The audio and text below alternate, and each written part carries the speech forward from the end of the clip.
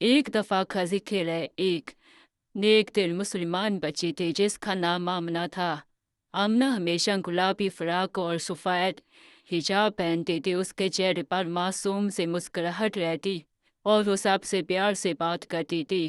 ہر صبح اسکول جانے سے پہلے اس کی امی اسے پیار سے سمجھاتی، بیٹا ہر کام بسم اللہ سے شروع کرنا اور سب کے ساتھ اچھا برتاؤ کرنا۔ آمنہ اپنا چھوٹا سا لنچ باکس لے کر خوشی خوشی اسکول چلی جاتی۔ ایک دن اسکول میں لنچ ٹائم ہوا۔ آمنہ ایک بڑے درخت کے سائے تلے بیٹھی اور اپنا لنچ باکس کھولا۔ اس میں 2 پراٹھے تھوڑا سا پھل تھا۔ اچانک اس کی نظر قریب بیٹھی ایک بچی پر پڑی جس کا نام سارہ تھا۔ سارہ اکیلی بیٹھی تھی اور اس کا لنچ باکس خالی تھا۔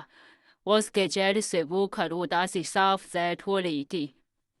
آمنہ کا دل پھر آیا۔ اس نے دل میں سوچا، اللہ باندھنے والوں کو پیار کرتا ہے۔ آمنہ اٹھی اور سارہ کے پاس گئی اور مسکرا کر بولا، کیا تم میرے ساتھ کھانا کھاؤ گی؟ سارہ حیرانی سے بولی، لیکن تمہارے پاس تو بہت کم کھانا ہے۔